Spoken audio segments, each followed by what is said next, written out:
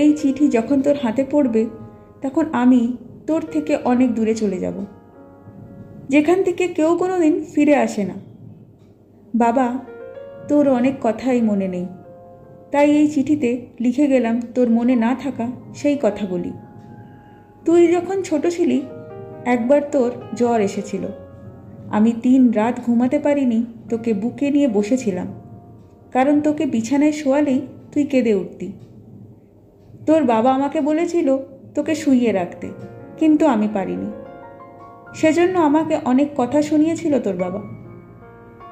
তোকে যখন রাতে বিছানায় শোয়াতাম, তুই প্রস্রাব করে বারবার বিছানা ভিজিয়ে ফেলতি।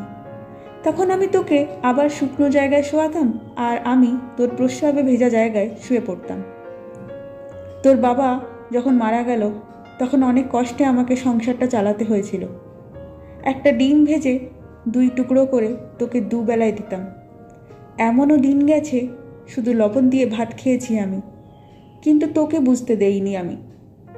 একদিন রান্না করার মতো কোনো চাল ছিল না ঘরে, তখন কোনো উপায় না পেয়ে এক বাড়িতে কাজ করে কিছু চাল এনে ভাত রেঁধে খাইয়েছিলাম তোকে।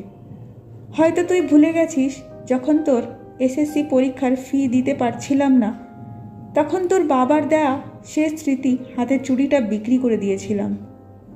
আরও অনেক কথা আছে যা লিখতে গেলে হয়তো খাতা শেষ হয়ে যাবে, কিন্তু লেখা শেষ হবে না। ভাবছিস এত কথা তোকে কেন লিখে গেলাম? বাবা, তুই যখন বড় হলি একটা ভালো চাকরি পেলি, এর কিছুদিন পরে বিয়ে করলি, তখন আমি তোদের নিয়ে ভালোই ছিলাম। মনে আছে বাবা, একদিন ঘর থেকে কিছু টাকা চুরি হলো। সেদিন তুই আমাকে জিজ্ঞেস করেছিলি আমি তোর টাকার ব্যাপারে কিছু জানি কি না। তুই আমাকে সরাসরি কিছু না বললেও আমি বুঝতে পেরেছিলাম তুই আমাকে চোর ভেবেছিলি। এর কিছুদিন পর তুই আমাকে চোরের অপবাদ দিয়ে অন্য একটি ঘরে রেখে দিলি। বাবা, আমার সেই ঘরটিতে থাকতে অনেক ভয় করত, কারণ ঘরটি তোদের কাছ থেকে অনেক দূরে ছিল। বাবা, তোকে একদিন বলেও ছিলাম আমার একা একা থাকতে ভয় লাগে। তুই বলেছিলি মরণ আসলে যে কোনো জায়গায় আসবে। আমার হাঁটুর ব্যথাটা বেড়েছিল, তাই তোকে বলেছিলাম বাবা আমাকে কিছু ওষুধ কিনে দিবি। তুই বলেছিলি এই বয়সে ওষুধ খাওয়া লাগে না, এমনি এমনি ঠিক হয়ে যাবে। জানিস বাবা, বিছানা থেকে উঠতে পারতাম না, শরীরে ফোসকা পড়ে গিয়েছিল, শরীর থেকে পচা গন্ধ আসতো। কতদিন যে স্নান করিনি তা ঠিক বলতে পারবো না। বাবা, তোর ঘরটা ছিল আমার ঘরের থেকে অনেক দূরে। কখন আসিস কখন চলে যাস আমি কিছুই দেখতে পেতাম না, তবুও পথের দিকে তাকিয়ে থাকতাম বাবা। তুই যখন ছোট ছিলি আমি খেতে বসলে তোকে কোলে নিয়ে খেতে বসতাম, তবুও কখনো তোকে চোখের আড়াল হতে দিতাম না। বাবা, তুই যখন আমার কোলে পায়খানা করে দিতি, তোর পায়খানা পরিষ্কার করতে আমার একটুও ঘৃণা লাগতো না, কিন্তু তুই যখন আমার কাছে আসতি তখন নাকে রুমাল দিয়ে আসতি। কেন রে বাবা? আমার শরীর দিয়ে গন্ধ আসতো বলে? এক কাপড়ে আমাকে কত মাস যে থাকতে হয়েছে তা আমি ঠিক বলতে পারবো না রে বাবা। তুই যখন অনেক দিন পর একবার আমাকে দেখতে এসেছিলি, আমার খুব ইচ্ছে ছিল তোকে বুকে জড়িয়ে ধরি, কিন্তু পারিনি তোকে বুকে জড়িয়ে ধরতে, কারণ আমার শরীরে তো অনেক ময়লা ছিল, তাতে যদি তোর দামি শার্ট প্যান্ট নষ্ট হয়ে যায়, এই ভয়তে তোকে বুকে নিতে পারিনি সেদিন।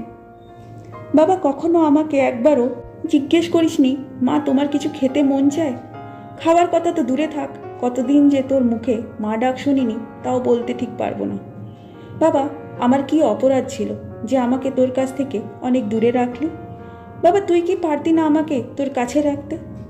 বাবা, তুই কি পারতি না আমাকে একটা কাপড় কিনে দিতে? তুই কি পারতি না আমাকে একটা ডাক্তার দেখাতে? আমাকে একটা ডাক্তার দেখালে হয়তো এই পৃথিবীতে আরও কিছুদিন থাকতাম। বাবা, কোনো মা তার সন্তানের কাছে পেট ভরে খেতে চায় না, শুধু মন ভরে মা ডাক শুনতে চায়, যা তুই কখনো বুঝতে চাসনি। বাবা, তোকে একটি শেষ অনুরোধ করছি, আমার এই চিঠিটা তোর সন্তানদের পড়ে শোনাবি, কারণ তুই বৃদ্ধ হলে তোর সাথে তোর সন্তানেরা যাতে এরকমটি আর না করে। ভালো থাকিস বাবা। ইতি, তোর মা।